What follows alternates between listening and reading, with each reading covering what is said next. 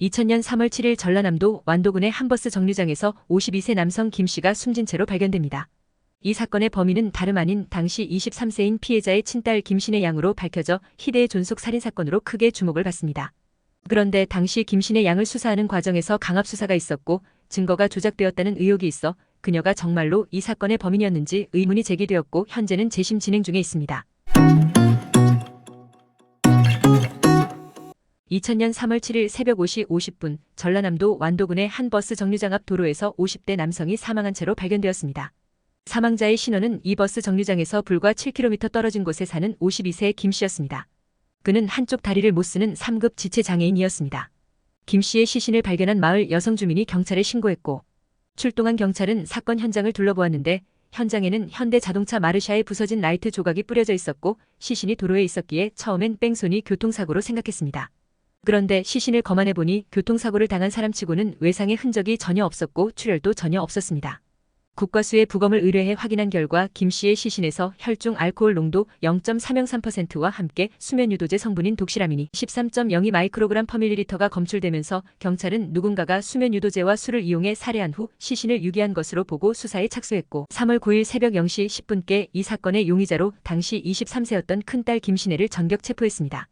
김신혜가 아버지를 살해한 동기는 성추행이라고 했습니다. 사건이 발생하기 2개월 전인 2000년 1월에 김신혜의 이복 여동생이 아버지 김 씨에게 강간을 당한 일이 있었는데 그 말을 들은 김신혜가 자신도 중학생 시절 때 아버지에게서 성추행을 당한 것을 떠올리고 살인을 결심했다는 것입니다.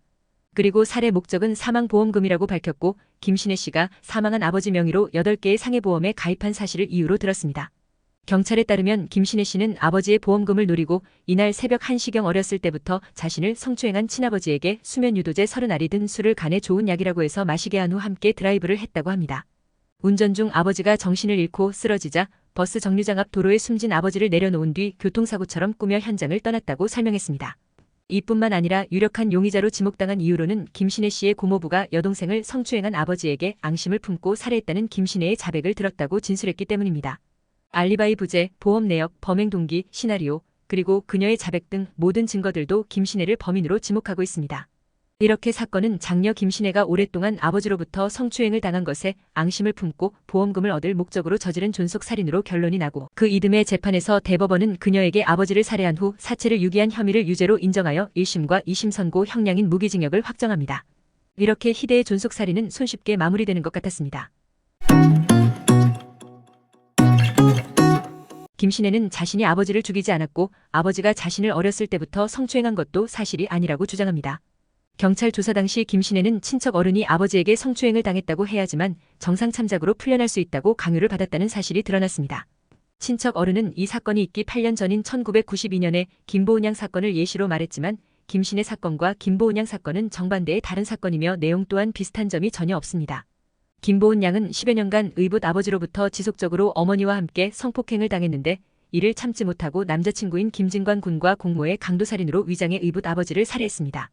법정에서 의붓 아버지가 김보은 양을 지속적으로 강간했다는 사실이 참작되어 살인죄로선 이례적인 집행유예를 선고받은 바 있었습니다. 경찰 조사 결과 김신혜 양 역시 친아버지로부터 지속적인 성추행을 당했다고 알려져 마을 사람들은 오히려 김신혜를 동정하며 주민들이 탄원서까지 제출했지만 무기징역을 선고받은 것은 김신혜가 적극적으로 자신을 변호하지 않았기 때문입니다. 김신혜는 선처를 호소하지 않고 오히려 자신은 아버지를 살해하지 않았고 아버지 또한 자신을 성추행한 사실이 없다고 강력하게 맞선 것입니다. 그 때문에 정상 참작이 되지 않고 중형을 선고받은 것입니다. 김신혜가 선처를 호소하지 않은 이유는 그러한 주장이 오히려 자신의 아버지의 명예를 훼손한다는 이유에서였습니다. 김신혜는 현재도 교도소에서 복역 중인데 한결같이 자신은 아버지를 죽인 적이 없다고 주장합니다. 그렇다면 김신혜가 주장하는 그 근거는 무엇일까요? 경찰이 한결같이 김신혜가 이 사건의 범인이라고 주장하는 바는 사건 당일에 김신혜의 알리바이가 없다는 것입니다. 하지만 김신혜는 사건 당일 알리바이가 분명히 있었다고 주장했습니다. 그녀가 주장하는 사건 당일을 전후한 진실은 이렇습니다. 사건 발생 전날인 2000년 3월 6일 오후 6시경에 김신혜는 렌트한 차량에 시동을 걸었습니다. 고향인 완도에 내려가 있던 남동생을 서울로 데려오기 위한 여행길이었습니다. 일주일 전인 3월 1일 김신혜는 집에서 키우던 강아지를 할머니 집에 데려다 놓기 위해 남동생과 함께 완도를 향했는데 애초에는 강아지만 데려다 놓고 당일 다시 남동생과 함께 서울로 올라오기로 되어 있던 계획이었습니다. 그런데 갑작스러운 일이 생겼습니다. 당시 19살이었던 남동생이 마음을 바꿔 할머니 집에 더 있고 싶다며 떼를 쓰기 시작한 것입니다. 결국 누나인 김신혜는 남동생에게 그런 며칠 후에 동생을 데리러 오겠다며 혼자 서울로 올라오게 됩니다. 김신혜가 서울로 혼자 올라온 이유는 고향 친구 중 절친한 한 명이 결혼을 하고 그 친구의 집들이가 4일 후인 3월 5일 광주광역시에서 예정되어 있었기 때문입니다. 그래서 김신혜는 광주 친구의 집들이를 한 후 다음 날인 6일 완도에 들러 남동생을 데리고 올라오면 되겠다는 마음속 계산을 했습니다. 그런데 예정된 일정이 어긋나게 된 뜻밖의 문제가 발생했습니다. 집들이를 가기로 약속한 5일 새벽에 집 앞 주차된 차에 누군가가 충돌하고 도주한 사고가 났습니다. 결국 부서진 차에 수리를 맡기는 등 일 처리를 하다 보니 어느덧 시간은 광주로 출발할 수 없는 시간이 되었고, 이에 김신혜는 광주 친구에게 사정을 말한 후 다음 날인 월요일 아침에 출발하겠다며 전화를 하게 됩니다. 하지만 다음 날인 3월 6일에도 김신혜는 광주 친구의 집들이를 가지 못하게 됩니다. 아침에 광주 친구에게 전화를 하자 전날 고향에서 왔던 친구들이 벌써 집으로 다들 돌아갔다는 말을 들었기 때문인데, 그래서 결국 집들이 방문을 취소하기로 결심한 그녀가 다시 전화를 건 곳은 다름 아닌 완도의 할머니 집이었습니다. 그녀는 이때 남동생에게 매우 중요한 말을 합니다. 광주 집들이가 취소되어 내려갈 일이 없어졌으니 그냥 버스를 타고 서울로 올라오라는 말을 전했습니다. 누나가 통장으로 차비를 보내준다는 말도 곁들였다고 합니다. 하지만 남동생은 막무가내였고 내려와서 자기를 데려가 달라고 떼를 썼습니다. 결국 남동생에게 내려가겠다는 약속 후 김신혜는 다시 좀 전에 집들이를 취소했던 광주 친구에게 전화를 해서 완도에서 남동생을 데리고 올라가는 길에 집들이를 가겠다고 말했습니다. 그리고 또 완도 친구들에게 전화를 걸어 고향 친구인 박아무개 씨와 권아무개 씨에게 오늘 밤 내가 완도로 내려갈 테니 친구의 구둣가게에서 만나자고 말했습니다. 2003년 MBC 제작진이 김신혜의 친구를 만나 인터뷰를 하여 확인한 결과 김신혜의 주장은 모두 사실이라고 전했습니다. 아버지를 살해하기 위한 목적으로 완도를 내려갔다는 수사기관의 결론과 달랐다는 이야기입니다. 한편 변경된 일정으로 출발이 늦어진 김신혜가 완도를 향해 가다가 처음 차를 멈춘 곳은 대전 부근의 어느 휴게소였습니다. 사건이 일어난 당시는 서해안 고속도로가 개통되기 전이었기 때문에 서울에서 완도로 가려면 경부고속도로를 타고 대전의 회덕분기점에서 호남고속도로로 갈아타야 하는데, 당시 대전 인근의 하행선 휴게소는 경부고속도로의 주감휴게소와 호남고속도로 지선의 지금은 폐쇄된 계룡휴게소일 것입니다. 이곳에서 그녀는 아버지에게 전화를 걸었습니다. 당시 아버지는 동네 주민 2명과 함께 집에서 술을 마시던 중이었습니다. 그때 김신혜는 아버지에게 고향으로 내려가는 중이라고 말했고, 아버지는 조심해서 내려오고 닭죽 쏘아놨으니 집에 가서 먹으라고 했습니다. 이 내용으로 본다면 당시 신혜의 아버지도 딸이 완도로 내려오는 중임을 알았음을 알 수 있었습니다. 이 내용은 경찰 수사에서도 사실로 확인된 바인데, 이를 증언한 사람은 2사람의 통화를 옆에서 듣고 있던 마을 주민이었습니다. 그 사람은 통화를 마친 아버지 김 씨에게 딸도 내려오고 있는데 술 좀 그만 마시라며 가볍게 타박까지 했다고 말했습니다. 마을 주민들은 김신혜와 아버지 사이가 생전 나쁘지 않았다고 합니다. 몸이 불편한 아버지에 대한 연민과 애정을 가진 착한 딸, 그 이상도 이하도 아닌 부녀지간이었다고 합니다. 김신혜가 완도에 도착한 때는 3월 7일 오전 0시 55분으로 아버지가 시신으로 발견되기 대략 5시간 전의 일입니다. 그날 김신혜는 집으로 들어갔어야 했지만 내려오기 전 친구들과 한 약속이 생각난 것이 문제였습니다. 구둣가게에서 보자며 약속한 친구들이 자기를 기다리고 있을 것이라고 생각한 것입니다. 그래서 마을 입구 공중전화박스에서 친구 박 씨와 통화를 했고, 오늘 보자, 내일 보자 하고 실랑이를 벌인 끝에 새벽 1시가 넘어 나갈 수 없다는 친구에게 그럼 내일 보자며 전화를 끊었습니다. 이후 또 다른 친구인 권 씨에게 전화를 걸었지만 연결이 되지 않았습니다. 아버지 생각이 난 김신혜는 아버지에게 도착했다고 말해주려고 전화를 걸었지만 아버지 역시 전화를 받지 않았고, 그래서 또 걸게 된 전화는 할머니 집이었습니다. 아버지가 전화를 안 받았기 때문에 남동생과 여동생, 그리고 할아버지와 할머니가 자고 있는 할머니 집으로 전화를 걸었습니다. 다행히 이번엔 전화를 받은 사람이 있었는데 당시 18살의 여동생이었습니다. 김신혜는 여동생 김양에게 금방 집에 도착하는데 다들 뭐하냐고 묻자 김양은 오빠와 할머니는 잠자고 있고 자신은 만화 그리는 중이라고 대답했습니다. 그리고 그때 김양은 언니에게 아주 결정적인 말을 했습니다. 그것은 바로 아빠가 술에 많이 취해 올라와서 할머니, 할아버지와 싸우고 방금 내려갔다는 것이었습니다. 평소 아버지 김 씨는 술주정이 매우 심한 사람이었는데 취하면 누구도 못 말릴 난폭한 성격이었습니다. 그래서 김 씨는 술 취한 아버지 곁에서 피해 있으려고 아버지를 찾아갈 생각을 접었습니다. 그때 여동생 김양이 언니가 어디냐고 물었는데 방금 전 집에 갈 생각이 없어진 신혜가 그 갑작스러운 여동생의 질문에 당황하여 엉겁결에 검문소 앞이라며 거짓말을 하게 됐습니다. 그리고 이 거짓말은 이후 오늘까지 17년간 김신혜를 감옥에 가두게 되는 결정적 의혹이 됩니다. 완도에 도착하고도 자신이 도착하지 않았다며 가족들을 속인 이유가 바로 아버지를 살해하기 위한 목적이었기 때문이라고 경찰이 판단했기 때문입니다. 하지만 김신혜의 주장은 달랐습니다. 고향에 도착하고도 친구부터 먼저 만난다며 들어가지 않으면 할머니께서 서운해하실 것 같아 순간적으로 거짓말을 했다는 것입니다. 김신혜는 당시에 술 취한 아버지와의 접촉을 피하려고 친구 권 씨를 만나려고 했지만 결국 만나지 못했고 알리바이는 입증되지 못했습니다. 경위는 이랬습니다. 여동생과 통화를 마친 후 신혜는 다시 친구 권 씨에게 전화를 했는데 다행히 이번에 친구가 전화를 받았습니다. 하지만 앞서 친구와 같이 시간이 너무 늦어 엄마에게 혼날 것 같고 또 내일 출근도 해야 하니 나갈 수 없다며 다음날 보자는 말이었습니다. 이날의 일에 대해 두 친구는 김신혜의 1심 법정에 출석하여 증인으로 증언했습니다. 그날 밤 친구인 김신혜에게 전화를 받은 사실이 있으며 이러한 경위로 만나지 못했다는 증언이었습니다. 그러면서 두 친구는 그날 밤 우리가 신혜를 만나기만 했어도 이런 일은 없었을 텐데라며 울었습니다. 여기까지가 바로 남동생과 여동생 그리고 친구들과 마을 주민에 의해 확인되는 그날 밤 김신혜의 행적입니다. 김신혜는 체포 당시부터 자신이 아버지를 살해한 범인이 아니라고 강력하게 항변했지만 경찰은 받아들이지 않았습니다. 그리고 김신혜의 말에 의하면 경찰이 자신을 상대로 강압수사를 했다고 합니다.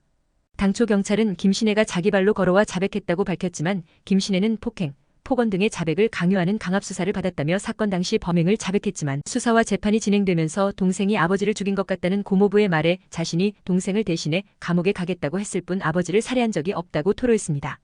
또 경찰은 김신혜가 자신의 고모부에게 자백했다는 사실을 범인이라는 근거로 삼았는데 정작 김신혜 본인은 자신은 고모부에게 자백한 적이 없으며 3월 8일 밤 11시 20분경에 고모부가 자신을 불러 남동생이 아버지를 죽인 것 같은데 내가 자백하지 않으면 남동생이 큰일 난다고 으름장을 놓는 바람에 자신의 의지와 상관없이 경찰서로 갔다고 주장했습니다. 경찰은 김신혜가 아버지를 살해한 목적의 보험금을 예로 들었지만 경찰이 주장한 그 8개의 보험 중 3개는 이미 해지된 상태였고 아버지의 장애 사실을 숨긴 채 이른바 고지의무 위반을 했을 경우 3년이 지나야 보험금을 수령할 수 있다는 것도 알고 있었습니다. 또한 범행 도구인 수면 유도제와 양주 등의 물증도 전혀 발견되지 않았고 그녀가 수면제를 갈 때 사용했다고 진술한 행주와 밥그릇에서도 수면제 성분은 검출되지 않았습니다. 또 피해자의 시신에서 독시라민 13.02 마이크로그램 퍼밀리리터가 검출되었다고 했는데 그것이 알고 싶다의 취재에 의하면 이 정도 양이 검출되려면 경찰 측의 발표인 30알이 아니라 그보다 3배가 넘는 배가를 넘게 먹여야만 나오는 수치라고 합니다. 그리고 결정적으로 이 사건을 수사하는데 경찰 측의 강압수사가 있었다는 것이 확인되었습니다. 인권 변호사 박준영 씨가 2014년 청주여자교도소에서 김신혜를 만나 들은 바에 의하면 경찰이 영장 없이 김신혜 씨의 집을 압수수색했고 폭행과 가혹행위로 자백을 강요한 정황과 수사 과정에서 억지로 현장 검증을 시켜 범행을 재현하게 한 점도 드러났습니다. 김신혜의 말에 따르면 경찰이 종이 한 장을 자신 앞에 내놓더니 지장을 찍을 것을 강요했다고 합니다. 그리고 머리를 탁탁 치고 뺨을 막 때리면서 빨리 찍으라는 것이었습니다.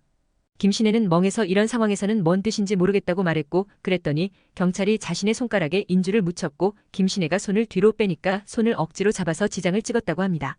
그리고 서명을 하라고 닥달했는데 그때도 머리와 뺨을 때렸다고 했습니다. 만약 김신혜의 말이 사실일 경우 강압에 의한 허위 자백일 가능성이 매우 큽니다. 대한변호사협회는 2015년 2월에 공식 보도자료를 통해 김신혜 사건에 대한 15년 전 재판 기록과 증거 등을 검토한 결과 경찰의 반인권적 수사가 이루어졌다고 밝혔습니다. 사건 당시 수사경찰이 영장 없이 김신혜 씨의 집을 압수수색했고 폭행과 가혹행위로 자백을 강요한 정황과 수사 과정에서 억지로 현장 검증을 시켜 범행을 재현하게 한 점도 드러났습니다. 이에 대한변협은 김신혜 씨에 대한 재심 청구 소송을 제기한다고 밝혔습니다. 형사재판 과정에서 제출된 피고인의 유죄를 입증할 수 있는 증거의 문제점과 피고인이 내용을 부인하는 자백 진술 이외에는 명백한 증거가 없고 오히려 공소사실에 의문을 갖게 만드는 증거가 존재함에도 불구하고 재판 과정에서 쟁점이 되지 못한 채 피고인에게 무기징역형을 선고한 판결이 과연 실체적 진실을 반영하고 있는지와 왜 피고인은 14년 넘게 홀로 자신의 무죄를 주장하고 있는지에 대해 밝히겠다는 것입니다. 대한변협에 따르면 지난 2001년 6월 1일 SBS 시사 프로그램 뉴스 추적 2003년 10월 21일 MBC PD수첩 신동아 2003년 10월호 어느 존속살의 여자 무기수의 진실을 통해 사연이 세상에 알려진 바 있었지만 언론 보도 이후에도 법적인 조치는 전혀 이뤄진 바 없이 십수년의 시간이 흘렀습니다. 지금의 교도소는 개인이 필요한 만큼 노트를 소지할 수 있지만 이전에는 노트 한 권밖에 소지할 수 없던 시절 다 쓴 노트를 가위로 잘라버리고 찢어버리는 등 폐기 처리를 해야 새로운 노트 한 권을 받을 수 있었는데 그렇기에 김신혜는 속옷이나 양말 바닥 등의 기록을 해가며 본인이 당했던 억울한 수사 및 재판을 낱낱이 정리하면서 쉼없이 세상의 억울함을 호소했습니다. 이에 대한변협은 법률적 지원의 필요성을 검토했다고 밝혔습니다. 이 사건 재판 기록은 중요 사건으로 분류되었고 재판 이후 발견된 증거들을 검토한 결과 당시 수사경찰의 반인권적인 수사가 형법상 직무상 범죄에 해당하고 당시 재판 과정에서 채택된 증거들이 현재의 판례에 따르면 위법 수집 증거에 해당하여 증거로 쓰여질 수 없다는 판단에 재심 청구를 한다고 전했습니다. 향후 대한변협은 재심을 인용한 외국 사례들을 수집하고 재심 청구 사유를 지속적으로 보완하여 재심의 소극적인 사법부의 전향적인 판단을 촉구할 예정이며 재심 개시 결정과 동시에 형집행 정지가 이뤄질 수 있도록 노력한다고 밝혔습니다. 그리고 2015년 11월 18일 마침내 광주지방법원의 판결로 재심이 결정되었습니다. 우리나라 사법 역사상 처음으로 복역 중인 무기수에 대한 재심 결정을 내린 것입니다. 이에 검찰은 법원의 결정에 불복해 항고했지만 2017년 2월 11일 광주고법에서 항고를 기각해 대법원 결정만이 남아있었습니다. 그리고 2018년 9월 28일 대법원이 재심 개시를 최종 확정했습니다. 무기징역 복역 18년 만의 일이고 무기수 중에서는 첫 재심 확정입니다. 재심 공판은 1심 재판을 맡았던 광주지법 해남지원에서 열리게 되었습니다. 재심 결정으로 원심 판결이 파기되면서 무죄 추정의 원칙에 따라 사복 차림으로 법정에 출석한다고 합니다. 재심 개시 결정 4년이 지난 2022년 8월 25일에 이르기까지 아직 1심 판결 선고가 나오지 않고 공판 진행 중했습니다. 첫 공판 준비 기일이 2023년 5월 24일 오전 10시 광주지법 해남지원 제1호 법정에서 박현수 지원장 형사1부 심리로 열립니다. 이날은 재판관 3인이 모두 변경됨에 따라 오는 24일에는 피고인 신원 확인 등을 하는 인정신문 절차를 다시 밟을 것으로 예상됩니다.